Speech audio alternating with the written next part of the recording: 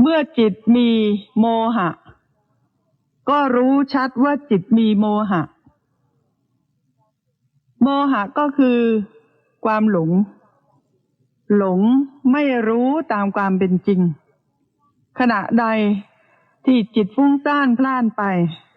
ในอารมณ์ต่างๆขณะใดที่มีการตรึกนึกคิดไปในรูปในเสียงในกลิ่นในรสในโผฏฐัพพะคิดถึงสิ่งที่ผ่านมาแล้วในอดีตตั้งแต่เด็กๆโอ้จำได้หมดเลยคิดปรุงแต่งไปทีเดียวเมื่อเด็กๆเราเป็นอย่างนั้นพอโตขึ้นมาหน่อยนึงก็มีเพื่อนอย่างนี้ศึกษาเล่าเรียนจบออกมาแล้วไปทำงานอย่างนั้นไปทำงานอย่างนี้มีครอบครัวโอ้เรื่องเยอะแยะตรึกนึกคิดถึงสิ่งที่ผ่านมาแล้วในอดีตไม่รู้สึกตัวหรอกค่ะคิดแล้วเพลินบางทีก็คิดไปถึงสิ่งที่ยังมาไม่ถึงในอนาคตสร้างวิมานในอากาศเลยนะประเดี๋ยวออกจากที่นี่จะไปที่นู่นหรือว่าพรุ่งนี้วันอาทิตย์จะออกจากบ้านแต่เช้าทีเดียวเดี๋ยวรถติดจะไปหาเพื่อนคนนั้นจะไปเที่ยวที่นั่นไปซื้อของที่นี่จะไปทำอย่างนั้นจะไปทำอย่างนี้ในขณะที่จิตฟุ้งซ่านพล่านไปตรึกนึกถึงสิ่งที่ยังมาไม่ถึงยังเป็นอนาคตอยู่ขณะนั้นสติสัมปชัญญะไม่เกิดเลยก็ขณะนั้นจิตถูกโมหะคือความหลงเข้าครอบงำแล้วการที่พระพุทธองค์นั้นตรัสว่าเมื่อจิตมีโมหะก็รู้ชัดว่าจิตมีโมหะแล้วจะรู้ได้อย่างไรเล่าก็ในเมื่อมันหลงไปซะแล้วไม่รู้ซะแล้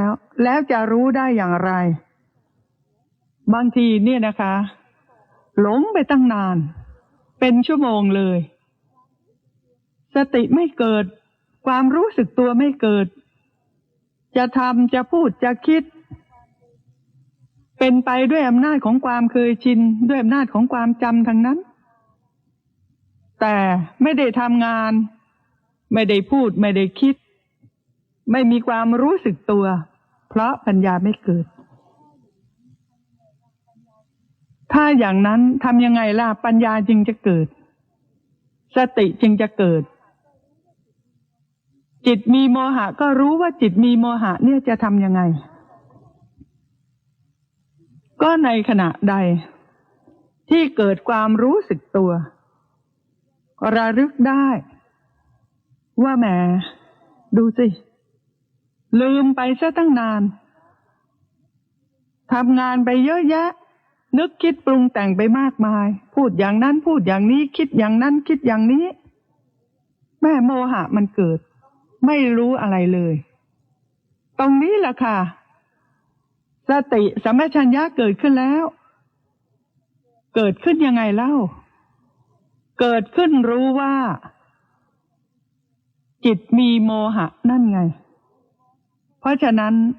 เมื่อจิตมีโมหะก็รู้ชัดว่าจิตมีโมหะตรงนี้แหละค่ะรู้ยากที่รู้ยากเพราะสติสัมปชัญญะไม่ค่อยจะเกิดนั่นเองถามว่าการบรรยายเนี่ยที่ดินบรรยายตลอดมาเนี่ยค่ะการเจริญวิปัสสนาภาวนาแนะนำในการปฏิบัติในหมวดของกายานุปัสสนาสติปัฏฐานบ้างในเวทนาบ้างในจิตบ้างในธรรมาบ้างยากนักหรือในการที่จะรับฟังยากนักหรือในการที่จะทำความเข้าใจส่วนใหญ่ผู้ปฏิบัติเนี่ยค่ะตอบกันเหมือนกันหมดเลยที่ดินบรรยายอยู่เป็นประจำที่ธรรมสถานนั่นนะคะตอบเหมือนกันหมดเลยว่าไม่ยากฟังแล้วเข้าใจฟังแล้วสามารถปฏิบัติได้แล้วถามว่าแล้วปฏิบัติได้บ้างหรือเปล่าคะสติสัมปชัญญะเนี่ยเกิดบ้างหรือเปล่าวันหนึ่งเกิดบ่อยไหมทำหน้าแย่ หัวเราะแก้เก้อบอกว่าก็มันลืมค่ะก็เพราะมันลืมไงสติถึงไม่เกิดทำยังไงล่ะที่จะไม่ให้ลืมทำอย่างไรจึงจะไม่ให้ลืมเพราะถ้าหลงลืมเมื่อไหร่สติไม่เกิดต้องจำให้ได้เพราะความจำนี้แหละเป็นเหตุให้สติเกิดได้ต้องจำได้สติจึงจะเกิดได้ถ้าจำไม่ได้สติก็เกิดไม่ได้จำอะไรเล่าจำให้ได้ว่าแนะนำยังไงพระพุทธเจ้านั้นสั่งสอนไว้ว่ายังไงทางกายให้รู้อะไรทางเวทนาให้รู้อะไรทางจิตให้รู้อะไรทางธรรมให้รู้อะไรหรือว่าเอาง่ายๆเลยไม่ต้องไปแบกวิชาการให้มากนักในเวลาเห็นทำความรู้สึกตัวว่ากำลังเห็นอยู่ได้ไหมสีนั่นแหละปรากฏขึ้นทางตาทำความรู้สึกตัวสิคะขณะนี้มีสีปรากฏให้เห็นแล้วทางตาทางหูล่ะทำความรู้สึกตัวได้ไหมคะว่าขณะนี้ดิฉันและคณะจะเดินทางไปกระทำมหากุศลที่ประเทศพม่าค่ะเป็นเวลา5 วันเดินทางไปที่เมืองย่างกุ้งเมืองแปรเมืองหงสาวดีเพื่อนำสิ่งของต่างๆไปถวายแก่ภิกษุสงฆ์สามเณรและแม่ชี600 ท่านด้วยกันมีการถวายผ้าไตรจีวรรองเท้าเครื่องกัปปิยพันธ์ถวายภัตตาหารและสิ่งของต่างๆแก่ภิกษุสงฆ์สามเณรที่ศึกษาเล่าเรียนในพระสูตรพระพิธรรมพระวินัยและศึกษาเล่าเรียนในเรื่องของพระบาลีอัตถกถาดีกามหาดีกาต่างๆเหล่านี้เป็นต้นค่ะ300 รูปนะคะภิกษุสงฆ์สามเณร300 รูปค่ะที่โรงเรียนพระปริยัติธรรมเมืองแปรประเทศพม่าค่ะส่วนแม่ชีก็มีอีก300 ท่านซึ่งเราก็จะนำผ้าตัดชุดแม่ชีอย่างดีจากประเทศไทยเป็นผ้าอย่างดีเลยชุดละ9 หลาพร้อมทั้งสิ่งของที่จะเป็นมีรองเท้าด้วยนะและของต่างๆสำหรับผู้หญิงนะเพราะว่าแม่ชีเหล่านี้ส่วนใหญ่ก็จะเป็นเด็กสาวค่ะนะส่วนใหญ่จะเป็นเด็กสาวนะคะจะมีของใช้ที่จะเป็นสำหรับแม่ชีด้วยและจะถวายภัตตาหารมีถวายภัตตาหารรองเท้าผ้าตัดชุดแม่ชีแก่คณะแม่ชีที่สำนักเรียนชีเมืองแปร300 ท่านรวมเป็น600 ท่านนะคะทั้งผ้าไตรจีวรผ้าตัดชุดแม่ชีรองเท้าภัตตาหารสิ่งของต่างๆอีกหลายอย่างทีเดียวค่ะเรียนเชิญชวนนะร่วมทำบุญด้วยกันและเรายังซื้อผ้าห่มเนื้อดีสีทองเป็นผ้าห่มพระมหาเจดีย์เนื้อดีสีทองสวยงามมากทีเดียวนำไปก็ประมาณ600 หลาค่ะเพื่อที่จะไปห่มพระมหาเจดีย์ที่ประดิษฐานพระบรมสารีริกธาตุของพระผู้มีพระภาคเจ้านะคะที่ประเทศพม่าเมืองแปรเนี่ยนะคะก็มีพระมหาเจดีย์บอจีนับว่าเป็นพระมหาเจดีย์ที่เก่าแก่ที่สุดในประเทศพม่า 2,000 กว่าปีพระมหาเจดีย์บอจีแห่งหนึ่งห่มผ้าเนื้อดีสีทองไปกระทำประทักษิณเดินประทักษิณรอบองค์พระมหาเจดีย์คณะที่ไปด้วยนะจะได้กระทำกุศลกันเต็มที่เลยเราจึงได้เรียนเชิญชวนท่านผู้ฟังที่ไม่ได้เดินทางไปร่วมกระทำกุศลด้วยกันนะคะด้วยการบริจาคทรัพย์เพื่อซื้อสิ่งของต่างๆเหล่านี้ ไปกระทำมหากุศลนะพระมหาเจดีย์บอบจีหนึ่งพระมหาเจดีย์อ่องเมียนพาหุหนึ่งนี่ก็อายุเก่าแก่กว่า 2,000 ปีค่ะพระมหาเจดีย์พญาจีอีกหนึ่ง3 องค์นี้ 2,000 กว่าปีเราจะนำสิ่งของต่างๆที่สมควรแก่การที่จะถวายพระพุทธเจ้านั่นแหละนะสมควรแก่การที่จะถวายพระพุทธเจ้าโดยถวายผ่านทางพระมหาเจดีย์ที่ประดิษฐานพระบรมสารีริกธาตุของพระผู้มีพระภาคเจ้านั่นเองนะคะพร้อมทั้งผ้าไตรจีวรด้วยนะคะที่จะถวายเป็นการถวายพระพุทธเจ้าค่ะและอีกพระมหาเจดีย์หนึ่งก็คือพระมหาเจดีย์เมืองหงสาวดี องค์นี้ก็สวยงามมากแต่ว่าอายุยังน้อย500 กว่าปีพระมหาเจดีย์องค์นี้500 กว่าปีสร้างโดยพระเจ้าบุเรงนองผู้ที่มีความศรัทธาเลื่อมใสในพุทธศาสนาอย่างยิ่งทีเดียวสร้างไว้เพื่อประดิษฐานพระทันตธาตุหุ้มทองคำของพระผู้มีพระภาคเจ้าและอัญมณีล้ำค่าอีกมากมายซึ่งพระทันตธาตุหุ้มทองคำกษัตริย์ที่ประเทศศรีลังกาเนี่ยค่ะอัญเชิญมาถวายพระเจ้าบุเรงนองพระราชาก็รับสั่งให้สร้างพระมหาเจดีย์อย่างสวยงามทีเดียวนะคะที่เมืองหงสาวดีเราก็จะไปกันที่นี่แหละค่ะเราจะไปกันที่นี่ด้วยเป็นแห่งที่4เพื่อที่จะห่มผ้าเนื้อดีสีทองที่พระมหาเจดีย์นี้พร้อมทั้งถวายสิ่งของต่างๆที่สมควรเท่าที่สามารถจะนำไปได้นะคะจึงได้เรียนเชิญท่านผู้ฟังทางบ้านว่าถึงเวลาแล้วนะคะที่นี้จะขอรับการบริจาคทรัพย์เพื่อนำไปซื้อสิ่งของต่างๆเหล่านี้ให้ครบถ้วนบริบูรณ์เพื่อที่จะได้นำไปกระทำมหากุศลนะอีกแห่งหนึ่งก็คือหลังจากกลับจากประเทศพม่าแล้วเว้นระยะอีก1 อาทิตย์ดิฉันก็จะเดินทางไปทอดกฐินตอนนี้เป็นเจ้าภาพกฐินเองเป็นเจ้าภาพกฐินที่จะนำไปถวายที่วัดป่าบุญคุ้มเกล้าตำบลหัวสำโรงอำเภอแปลงยาวจังหวัดฉะเชิงเทราค่ะก็ทอดกฐินหลังจากกลับจากประเทศพม่าแล้ว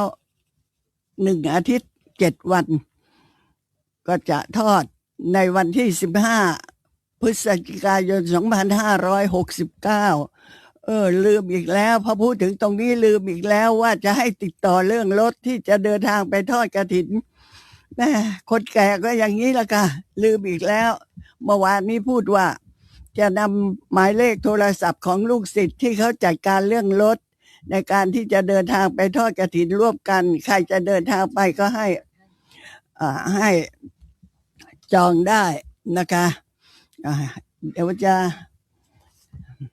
บอกให้ท่านทราบว่าจะจองที่ไหนนะคะก็สำหรับการบริจาคเงินกระทำมหากุศลต่างๆเหล่านี้ท่านสามารถบริจาคได้ที่ธนาคารกรุงเทพนะคะ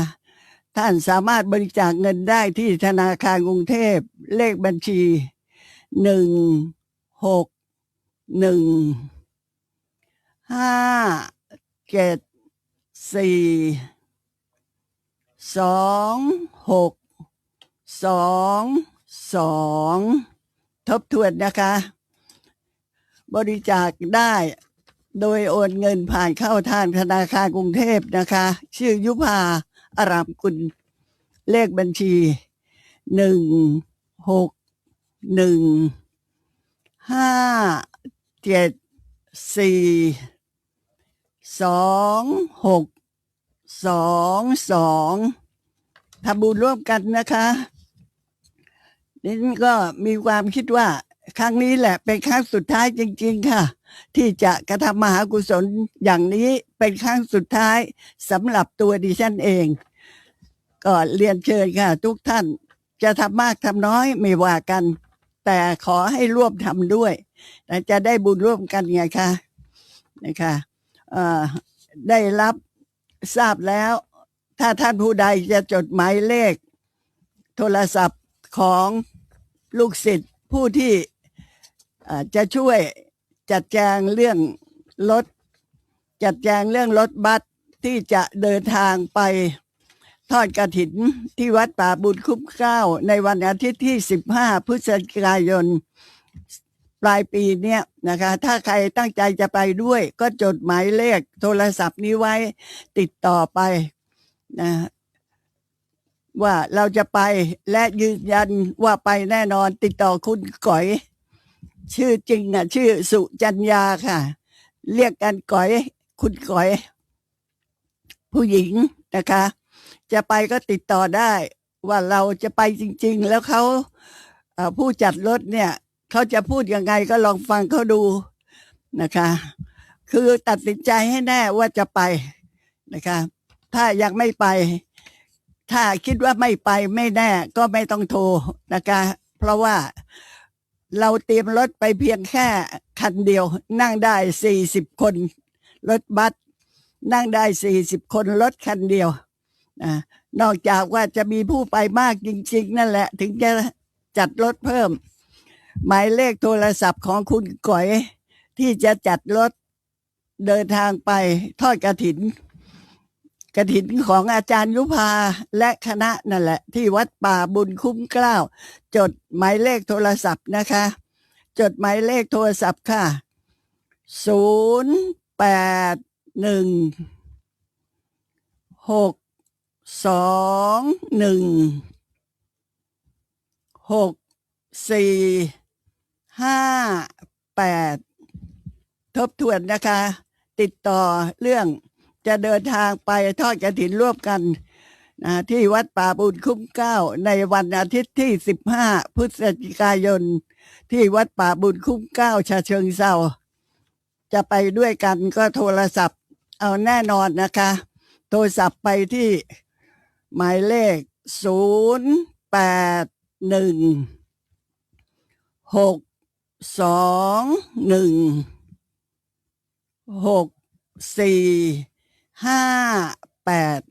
เนี่ยผู้จัดเขาจะได้รู้ว่ารถนั่งได้40 คนเนี่ยจะรับได้แค่ไหนนะก็ประเมินเอาจากท่านผู้ที่โทรเข้าไปหาเนี่ยนะคะยืนยันว่าไปแน่นอนค่ะหนูไปแน่นอนนิดไปแน่นอนผมไปแน่นอนยืนยันกับเข้าไปเขาจะได้ลงที่นั่งเอาไว้นะคะแล้วก็ถามรายละเอียดด้วยว่าเราต้องทำอะไรต่อไปไหมต้องถามเขาให้ละเอียดนะคะเพราะว่านิดมอบหน้าที่บอกว่าเรื่องจัดรถไปเนี่ยให้ก้อยเป็นคนช่วยจัดให้หน่อยช่วยดำเนินเรื่องให้หน่อยเพื่อให้ญาติมิตรสหายพร้อมทั้งคณะศิษย์ได้ไปทำบุญร่วมกันเป็นครั้งสุดท้ายนะคะส่วนที่จะถามอย่างอื่นนั้นน่ะจะถามเรื่องส่วนตัวเรื่องเกี่ยวกับไปพม่าอะไรกับดิฉันเนี่ยก็ถามได้หลังจากจบรายการนี้ทุกวันนะคะ5 โมงเย็นผ่านไปแล้วทุกวันโทรศัพท์ถามดิฉันได้ที่086-547-3603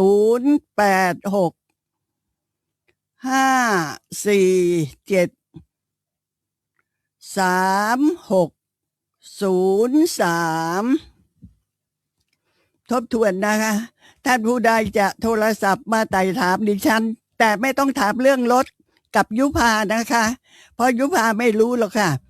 ไม่ต้องถามเรื่องรถโดยสารที่จะไปทอดกฐินกับยุพานะคะยุพาไม่รู้หรอกค่ะต้องถามกับคุณก๋อยค่ะถามกับคุณก๋อยซึ่งเราก็ให้หมายเลขโทรศัพท์ไปแล้วนะเป็นลูกศิษย์ดิฉันเองและเด่นขอให้เขาเป็นคนจัดรถค่ะนะคะเพราะฉะนั้นต้องไต่ถามเขาดูส่วนดิฉันเนี่ยถ้าจะถามดิฉันก็ถามว่าจะโอนเงินผ่านมาทางธนาคารไหนหมายเลขอะไรนะเราจะทำบุญที่ประเทศพม่าหรือว่าทำบุญในการทอดกฐินก็ถามมาได้ที่ดิฉันหลังจบรายการแล้วทุกวัน086-547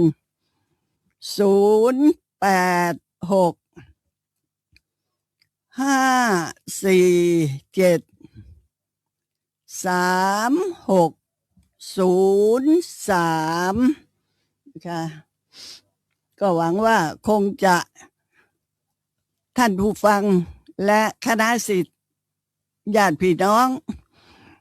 ถ้าจะทำบุญร่วมกันก็เชิญนะคะ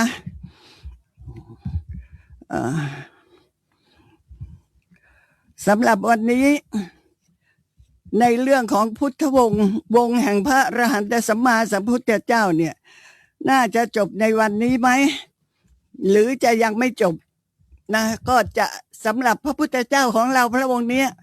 ก็คงจะเนื้อหาสาระยาวนิดหนึ่งค่ะสำหรับพระพุทธเจ้าของเราพระองค์เนี้ยเนื้อหาสาระยาวนิดหนึ่งส่วนที่จะพูดต่อไปแน่นอนค่ะตั้งใจแล้วว่าต้องพูดตัดสินใจแล้วว่าต้องพูดก็คืออนาคตวงศ์อนาคตวงศ์เป็นวงของพระอรหันตสัมมาสัมพุทธเจ้าในอนาคตมีพระศรีอริยเมตไตรเป็นต้นซึ่งจะพูดต่อไปนะคะหลังจากจบรายการพุทธวงศ์แล้วก็เป็นอนาคตวงศ์ค่ะไม่พูดเดี๋ยวนอนไม่หลับอนาคตวงศ์ต้องพูดเพราะว่าพระพุทธเจ้าองค์ต่อไปก็คือพระศรีอริยเมตไตรหวังว่าทุกท่านก็รอคอยวันนี้น่ะเป็นการพูดถึงพุทธวงศ์นะครับองค์สุดท้ายเนี่ยก็คือพระพุทธเจ้าของเราพระองค์นี้แหละที่ได้รับพุทธพยากรณ์องค์สุดท้ายก็คือจากพระกัสสปะสัมมาสัมพุทธเจ้าในภัททกัปค่ะนะเราได้พูดไปแล้ววันนี้ก็เป็นเรื่องของพระพุทธเจ้าของเราโดยย่อนะคะโดยย่อก็คงน่าจะต้องถึงพรุ่งนี้อีกวันกำมังนะคะคงจำกันได้เมื่อวานนี้พูดถึงเรื่องของโชติปาละมานพและคติการะช่างหม้อโชติปาละมานพก็คือพระพุทธเจ้าของเรานี่แหละส่วนคติการะช่างหม้อนั้นเป็นเพื่อนเป็นสหายเป็นกัลยาณมิตรของโชติปาละมานพค่ะหลังจากคติการะช่างหม้อผู้ที่ได้บรรลุเป็นพระอนาคามีบุคคลแล้วนำพาโชติปาละเข้าเฝ้าพระกัสสปะสัมมาสัมพุทธเจ้าแล้วทูลขอให้พระองค์ทรงแสดงพระธรรมโปรดโชติปาละมานพการแสดงพระธรรมโปรดโชติปาละมานพนี่แหละเป็นเหตุให้โชติปาละเมื่อตั้งใจรับฟังพระธรรมแล้วก็เกิดความปิติเกิดความโสมนัสทูลขอบวชกับพระพุทธเจ้าพระกัสสปะสัมมาสัมพุทธเจ้าทูลขอบวชกับพระกัสสปะสัมมาสัมพุทธเจ้านะคะเมื่อได้บวชแล้วโชติปาละมานพก็ได้กระทำความเพียรนะเจริญสมถภาวนาเจริญวิปัสสนาภาวนาแต่ถึงอย่างไรก็ไม่สามารถบรรลุเป็นพระอริยบุคคลได้เลยนะคะ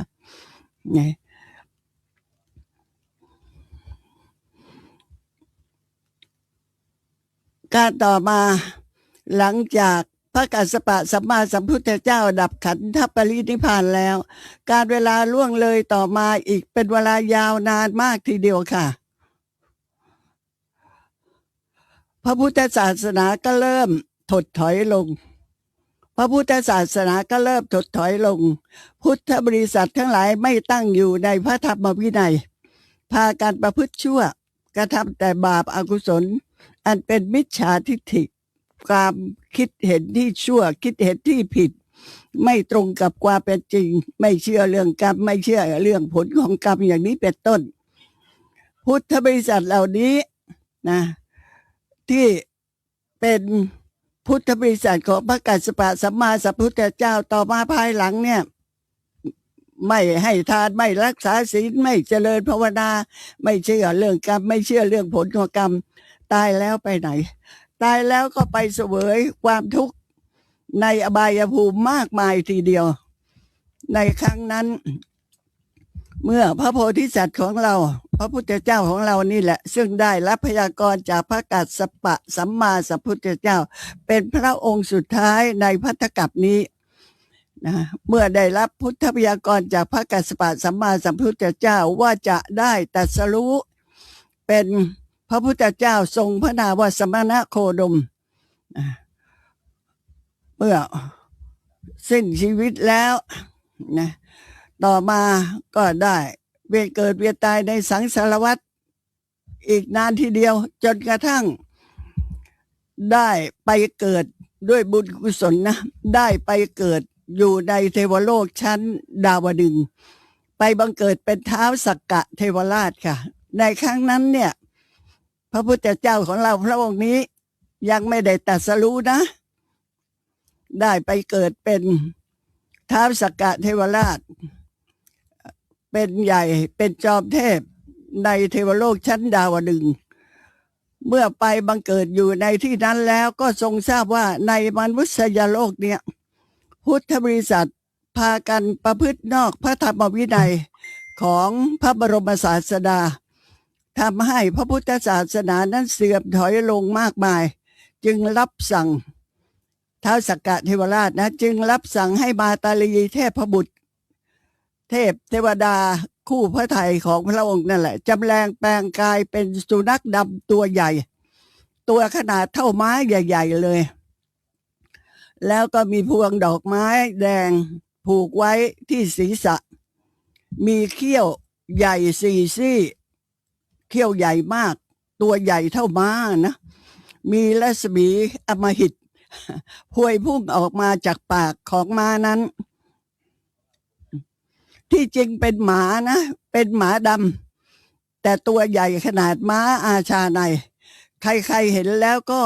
เกิดความสยดสยองน่าเกรงกลัวยิ่งนักทีเดียวรับสั่งให้มาตาลีเทพบุตรเนี่ยจำแรงแปลงกายเป็นสุนัขดำตัวใหญ่เท่าม้าน่ากลัวมากส่วนท้าวสักกะเทวราชเองนั้นน่ะก็ทรงจำแรงแปลงเพศเป็นนายพรานเป็นพรานป่านุ่งผ้าย้อมฝาดก้าวผมไปข้างหลังสวมพวงดอกไม้สีแดงที่คอมือซ้ายถือธนูมีสายประกอบด้วยนะมีสีเหมือนกับแก้วประพาสพร้อมยิงเลยนะคะมือขวาถือเชือกผูกสุนัขนั้นแล้วก็พากันมาเสด็จลงมาจากดาวดึงส์เทวโลกนั่นแหละนะลงมาอย่างมนุษยโลกมาที่ไหนละมาที่กรุงพาราณสีนะพรานป่ากับสุนัขก็พากันมายังมนุษยโลกมาอุบัติขึ้นที่เมืองพาราณสีที่ใกล้กับเมืองพาราณสีนั่นน่ะก็ประมาณสักครึ่งโยชน์ท้าวสักกะเทวราชอ่ะที่แปลงเพศมาเป็นพรานป่าเนี่ยทรงร้องประกาศกึกก้องขึ้นมา3 ครั้งเวลาร้องทีหนึ่งนี่โอ้บ่ได้ยินไปถึงพรหมโลกนู่นข้างล่างก็ได้ยินลงไปถึงนรกนู่นร้องว่ายังไงดูก่อนภิกษุทั้งหลายโลกนี้จักชิบหายแล้วดูก่อนภิกษุทั้งหลายโลกนี้จักชิบหายแล้วดูก่อนภิกษุทั้งหลายโลกนี้จักชิบหายแล้วพรานป่านั้นร้องเสียงดังนะแล้วก็ทรงดำเนินจูงสุนัขใหญ่บ่ายหน้าไปสู่พระบรมมหาราชวังชาวเมืองกรุงพาราณสีเมื่อได้ประสบพบกับเหตุการณ์น่าสยดสยองอย่างนั้นต่างก็พากันตระหนกตกใจอย่างยิ่งวิ่งหนีเข้าไปกราบทูลพระราชาให้ทรงทราบพระราชาก็รับสั่งให้ปิดประตูพระราชวังปิดประตูพระนครโดยเร็วไม่ให้คนนอกเข้ามาไม่ให้คนในออกไปส่วนในพรานนั้นเมื่อจูงสุนัขมาถึงประตูวัง ก็เห็นประตูวังปิดอยู่ ก็จะเกรงกลัวอะไรเล่า ในเมื่อพรานป่าผู้นั้นก็คือท้าวสักกะเทวราชก็เลยพาสุนัขดำใหญ่ของตนเองนะกระโดดข้ามประตูวังรั้วพระราชวังนะซึ่งมีความสูงถึง18 ศอก กระโดดข้ามไปเข้าไปอยู่ในเมืองได้ แล้วก็ปล่อยให้สุนัขเที่ยวไล่กัดคนทั้งหลาย เป็นโกลาหลทีเดียว คนทั้งหลายเหล่านั้นพากันวิ่งหนีอย่างไม่คิดชีวิตเนี่ยบางคนก็วิ่งหนีเข้าไปในบ้าน บางคนก็วิ่งหนีเข้าไปในพระลานหลวง เรียกว่าชุลมุนกันมากมาย ส่วนพระราชาทรงเห็นเหตุการณ์เหล่านั้นด้วยพระองค์เองก็ตกพระทัยสุนัขดำตัวใหญ่ตัวนั้นน่ะยกเท้าหน้าทั้งสองขึ้นแล้วเหยียบช่องหน้าต่างพระราชวังเห่าขึ้นด้วยเสียงที่ดุดันเสียงดังมากบอกว่าเสียงนั้นเวลาเห่าเนี่ยเบื้องล่างเนี่ยดังลงไปถึงอเวจีมหานรกได้ยินชัดเจนเลยในนรกเบื้องสูงก็ดังไปถึงพรหมโลกนู่นชาวเมืองต่างก็พากันตระหนกตกใจกลัวไม่มีใครที่จะกล้าออกมาเผชิญหน้ากับนายพรานหน้าตาประหลาดรูปร่างสูงใหญ่น่าสะพรึงกลัวคนนี้ได้เลยต้องพระราชาใช่ไหมที่จะรวบรวมความกล้ารวบรวมพระสติให้ดีแล้วจึงได้ตรัสถามนายพรานว่าสุนัขของท่านนั้นเห่าเสียงดังอย่างนี้เพราะเหตุใดน่ากลัวอย่างนี้ท่านนำพามาด้วยเหตุใดในพรานก็กราบทูลว่ามันหิวพระเจ้าค่ะสุนัขของข้าพระองค์นั้นมันหิวมากพระเจ้าค่ะมันต้องการที่จะกินอาหารพระราชาจึงได้รับสั่งให้พนักงานจัดหาอาหารในพระราชวังนั้นมีเท่าไหร่เอามาให้หมดทั้งอาหารข้าวอาหารหวานจัดหามาเพื่อให้สุนัขกินในพระราชวังก็วุ่นวายเตรียมข้าวปลาอาหารของข้าวของหวานมีเท่าไหร่ขนมาจนหมดครัวของพระราชวังเรียกว่าขนอาหารมาจนหมดวังสุนัขตัวนั้น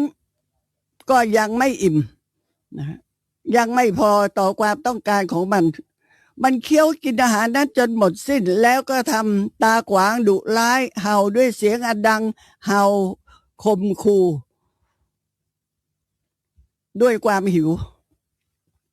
พระราชาเมื่อได้ทอดพระเนตรเห็นเหตุการณ์อันแปลกประหลาดอย่างนั้นก็มีพระดำรัสตรัสถามในพรานว่าสุนัขตัวนี้มันร้ายกาจมากมันกัดกินอาหารหรืออย่างอื่นด้วยเล่ากินเฉพาะอาหารหรือกินอย่างอื่นด้วยในพรานก็กราบทูลว่ามันกัดกินแม้กระทั่งเนื้อมนุษย์นะแต่มันจะกินเฉพาะมนุษย์ผู้ที่ไม่มีศีลไม่มีธรรมไม่มีคุณงามความดีมนุษย์ทั้งหลายเหล่านั้นที่กระทำความชั่ว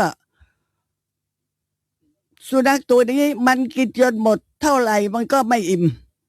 นะเมื่อในพราน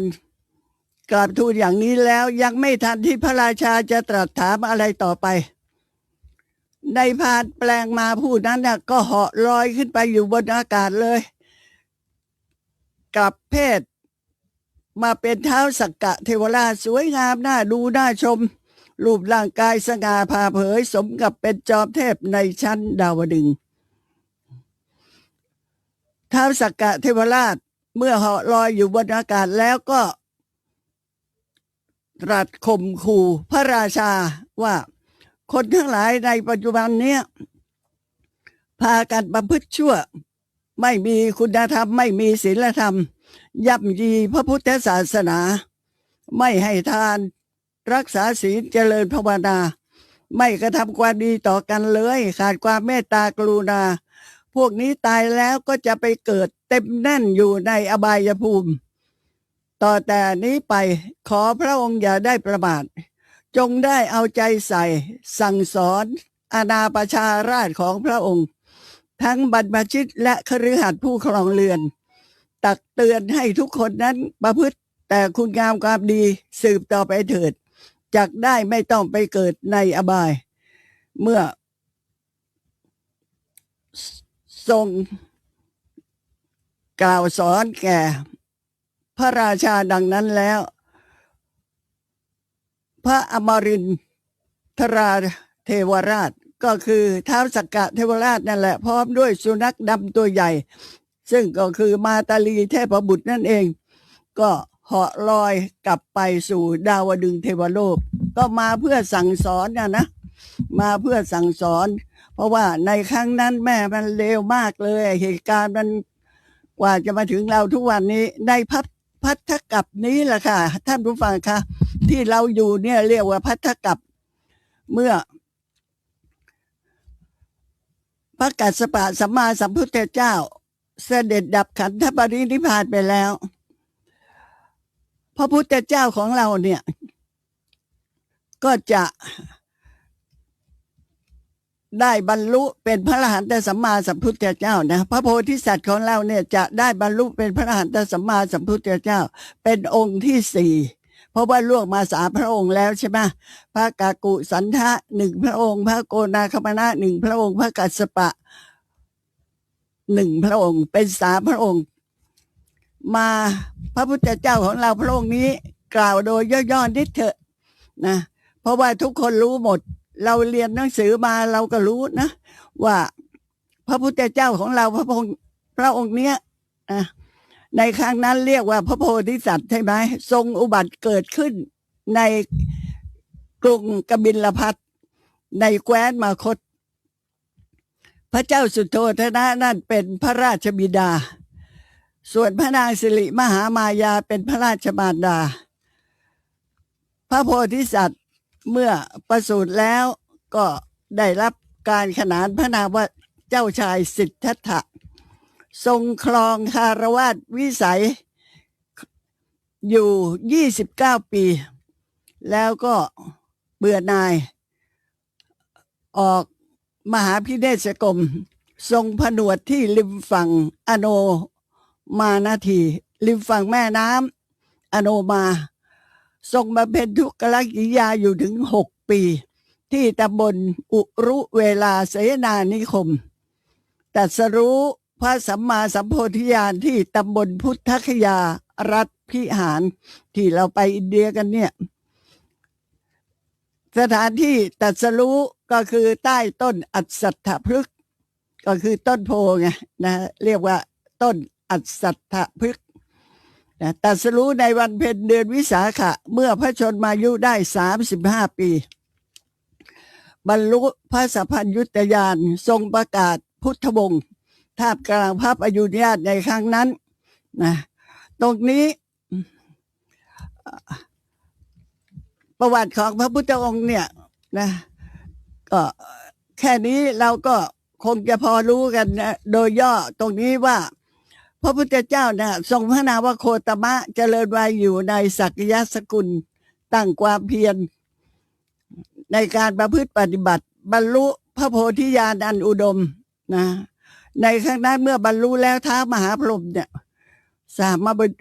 หบดีพรหมก็อาราธนาให้แสดงธรรมทรงประกาศพระธรรมจักรกัปปวัตตนสูตรการบรรลุธรรมครั้งแรกที่มีผู้มาฟังธรรมของพระพุทธเจ้าในครั้งแรกเนี่ยนะได้มีเทวดาและมนุษย์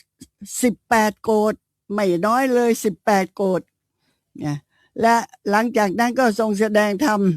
ในสมาคมของมนุษย์และเทวดาเป็นครั้งที่ 2เป็นครั้งที่ 3นะตรงนี้ก็ไม่ได้แสดงไว้ชัดเจนว่าสั่งสอนพระราหุลนี่แสดงว่าบรรลุเท่าไหร่นะคะก็เราทบทวนนิดนึงเป็นเรื่องที่ต้องรู้คนไทยทุกคนศาสนาพุทธทุกคนต้องรู้ว่าพระพุทธเจ้าของเราน่ะเกิดที่เมืองกบิลพัสพระชนกพระราชบิดาใช่ไหมทรงพระนามว่าพระเจ้าสุโธทนะพระราชมารดาทรงพระนามว่าพระนางสิริมหามายาครองคารวาสวิสัยอยู่29 ปีมีปราสาท3 หลังปราสาท3 หลังนั้นชื่อสุจันทะ โกกนุทะและโกจนะ แต่ถ้าไปพบว่าปราสาทสามหลังมีอีกชื่อหนึ่งก็ขอให้ทราบว่าเป็นเรื่องเดียวกันนะเพราะมีชื่อว่ารัมภะสุรัมภะและสุภะนะคะเรื่องชื่อไม่สำคัญเท่าไหร่หรอกนะขอให้ทราบว่ามีปราสาทสามหลังมีนางสนมกำนันนางมีสนมกำนันที่คอยบำรุงบำเรอเจ้าชายสิทธัตถะน่ะ40,000 คนอัครมเหสีของเจ้าชายสิทธัตถะมีพระนามว่ายโสธราพิมพาพระโอรสพระองค์เดียวทรงพระนามว่าราหุลการที่จะออกบวชก็เพราะว่าเห็นนิมิต4 อย่างก็คือเห็นคนแก่คนเจ็บคนตายและเห็นสมณะก็เลยออกบวชนะกระทำความเพียรทุกขกิริยา6 ปีก็ได้ตรัสรู้ประกาศธรรมะในครั้งแรกเลยหลังจากบรรลุเป็นพระอรหันตสัมมาสัมพุทธเจ้าแล้วประกาศพระธรรมจักรที่ป่าอิสิปตนมฤคทายวันกรุงพาราณสีมีพุทธอุปถากคู่พระไทยชื่อพระอานนทเถระมีคู่อัครสาวกทั้งสองทั้งซ้ายทั้งขวาชื่อโกริตะและอุปติสสะโกริตะก็คือพระมหาโมคคัลลานะส่วนอุปติสสะก็คือท่านพระสารีบุตรนะส่วนคู่อัครสาวิกาก็คือเขมาภิกษุณีเขมาเถรีและอุบลวรรณาเถรีคู่อัครอุปถากชื่อจิตตะและหัตถะอารวกะคู่อัครอุปถายิกาชื่อนันทมาตาและอุตราตรัสรู้ที่โคนต้นโพพฤกษ์นะมีรัศมีออกจากพระวรกายวาหนึ่งพระรัศมีนั้นสูงถึง16 ศอกในการละสมัยที่มนุษย์เนี่ยมีอายุ100 ปีก็คืออายุกับของเรานี่แหละมนุษย์มีอายุ100 ปีไม่เคยมีน้อยกว่านี้หรอกค่ะ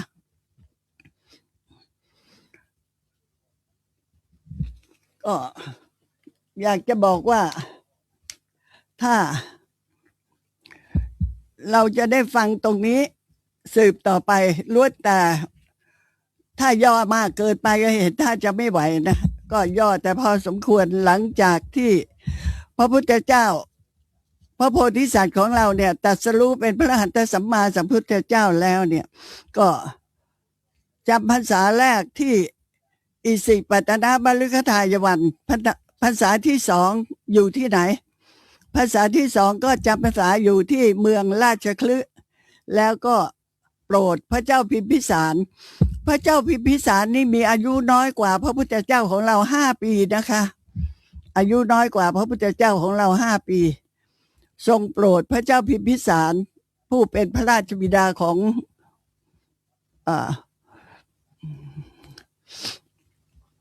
พระราชาแห่งแคว้นมาคตพระพุทธองค์นั้นทรงแสดงอนุปุพพภิกถา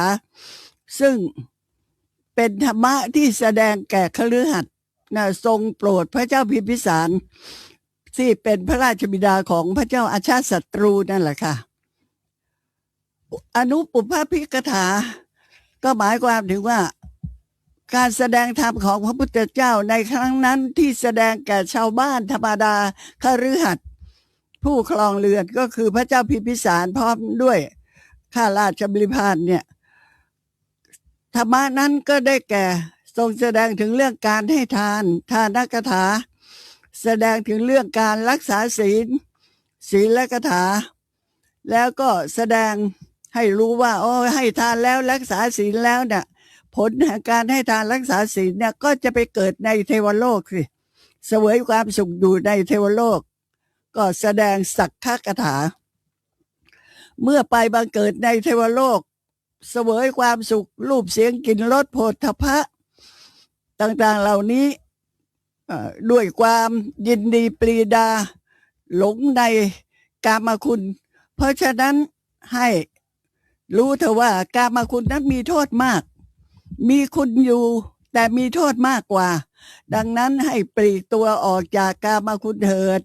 อย่ามัวหลงไหลได้ปลื้มได้รูปสวยๆเสียงเพราะๆกลิ่นหอมๆรสอร่อยสัมผัสที่ดีๆน่าพอใจเลยกามาทีนวกถาทรงแสดงว่ากามคุณเนี่ยมีโทษมากนะอย่าหลงไหลได้ปลื้มนักเลยจงปลีกตัวออกมาสงบหาทางที่สงบคือเนคขมมานิสังสกถาแล้วก็ทรงแสดงถึงอานิสงส์ของการออกจากกามให้เข้าใจในข้อประพฤติปฏิบัติตามลำดับจนกระทั่งมีคฤหัสถ์เนี่ยได้บรรลุกันในครั้งนั้น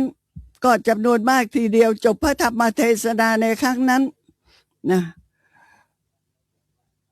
84,000 คนเนี่ยได้ตรัสรู้ธรรมมีพระเจ้าพิมพิสารเนี่ยได้บรรลุเป็นพระโสดาบันบุคคลนะแล้วต่อมาพระเจ้าพิมพิสารก็ได้ทรงถวายพระราชอุทยานเวลุวันให้เป็นที่ประทับของพระบรมศาสดาและภิกษุสงฆ์เวลุวันนั้นจึงนับว่าเป็นวัดแห่งแรกหรือว่าเป็นอารามแห่งแรกในพระพุทธศาสนานะคะทีนี้ก็ไม่จบเพียงแค่นี้สิจะต้องพูดให้จบมิฉะนั้นแล้วก็อย่างที่บอกว่านอนไม่หลับแน่ด้วยเหตุที่ว่ามีอยู่ครั้งหนึ่งชาวเมืองสาวัตถีมานั่งประชุมสนทนากันถึงเรื่องรูปร่างกายอันงดงามของพระผู้มีพระภาคเจ้าว่าพระพุทธเจ้าทรงเป็นผู้ที่มีความเพียบพร้อมบริบูรณ์ด้วยมหาปุริสลักษณะ32ประการและมีอนุพยัญชนะ80ประการ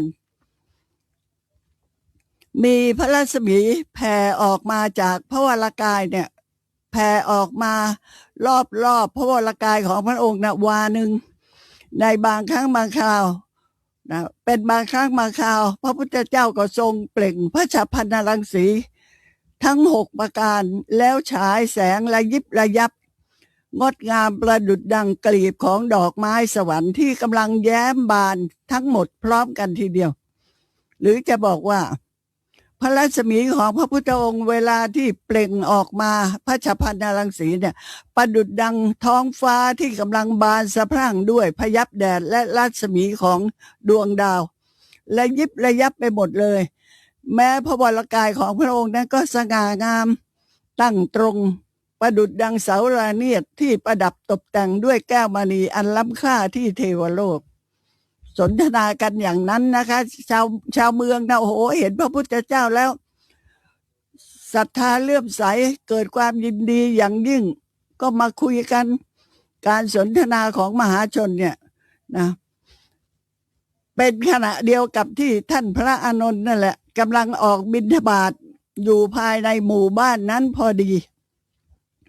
ก็ได้ยินการสนทนากันถึงเรื่องนี้ที่ชาวบ้านมานั่งประชุมแล้วก็สนทนากันว่าโอ้พระพุทธเจ้านี่รูปหล่อเหลือเกินสวยงามมากต่างๆเหล่านี้นะพระอานนท์ก็ได้ยินเมื่อท่านกลับมาถึงพระวิหารฉันภัตตาหารเสร็จเรียบร้อยแล้วพระอานนท์ก็เข้าเฝ้าพระผู้มีพระภาคเจ้าถวายบังคมแล้วก็กราบทูลว่าข้าแต่พระองค์ผู้เจริญข้าพระองค์นั้นได้ยินเหล่ามหาชนสนทนากันในหมู่บ้านถึงเรื่องความเพียบพร้อมสมบูรณ์ด้วยมหาปุริสลักษณะ32ประการของพระพุทธองค์แต่ไม่มีผู้ใดเลยที่จะบอกได้ว่ามหาปุริสลักษณะต่างๆของพระพุทธองค์นั้นเกิดขึ้นได้เพราะผลกรรมดีอะไร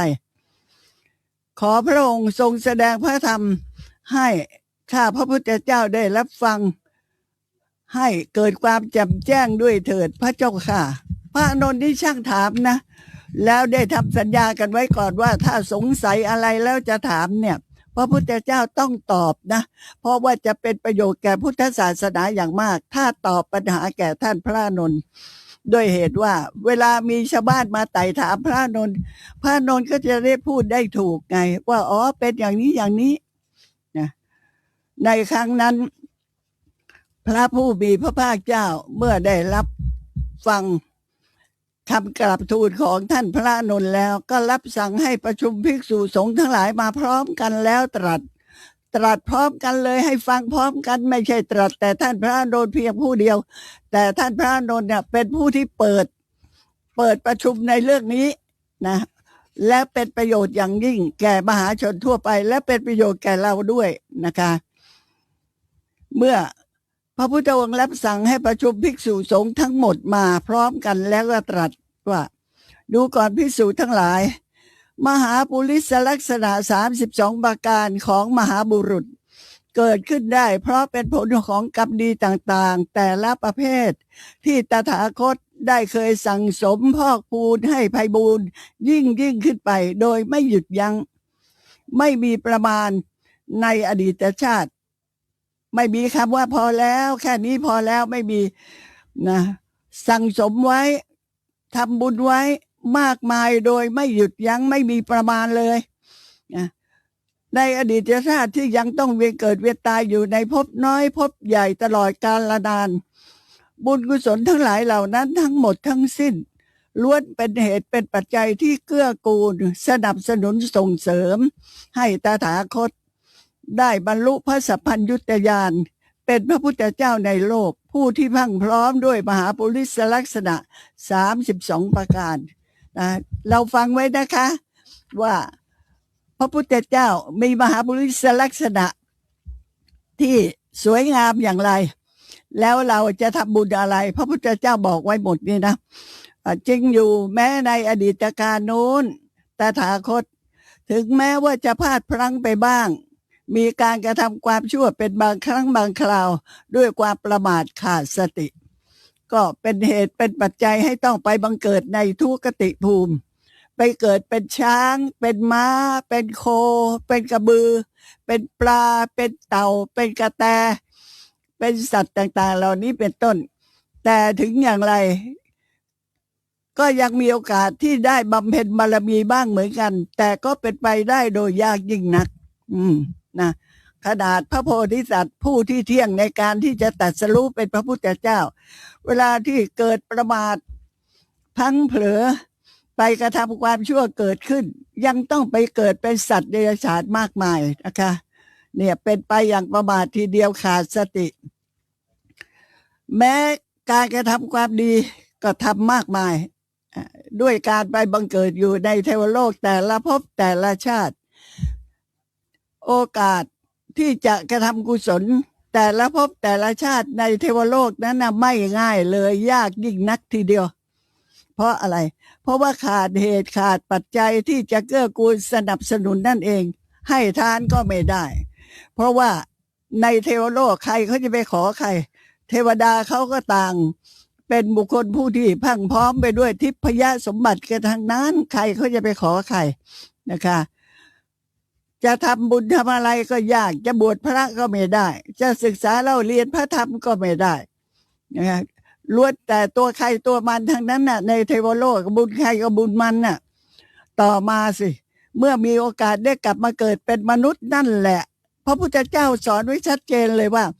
ต่อเมื่อตถาคตได้มีโอกาสได้มาเกิดเป็นมนุษย์นั่นแหละจึงสามารถกระทำกุศลให้พอกพูนไพบูลย์ยิ่งขึ้นไปด้วยการให้ทานรักษาศีลและเจริญภาวนาแล้วฟังนะว่าพระพุทธเจ้าทำยังไงดูก่อนภิกษุทั้งหลายในอดีตการโน้นที่ตถาคตเกิดมาเป็นมนุษย์ได้เป็นผู้ที่ยึดมั่นอยู่ในคุณงามความดีประพฤติแต่กุศลธรรมมันเพียรกระทำแต่ความดีเป็นผู้ที่มีกายสุจริตไม่ฆ่าสัตว์ไม่ลักทรัพย์ไม่ประพฤติผิดในกาเมนะมีวาจาสุจริตไม่พูดโกหกหลอกลวงไม่พูดคำหยาบไม่พูดเพ้อเจ้อไม่พูดส่อเสียดมีใจสุจริตไม่อะไรไม่มีใจโลภอยากจะได้ของคนอื่นเข้ามาเป็นของตนไม่มีความอาฆาตพยาบาทจองเวรและไม่มีมิจฉาทิฐินี่เป็นผู้ที่มีกายสุจริตวจีสุจริตและมโนสุจริตเป็นผู้ที่ให้ทานแก่ผู้ที่อดอยากยากไร้ให้ทานตามความต้องการแก่ผู้ที่มาขอ ใครมาขออะไรมี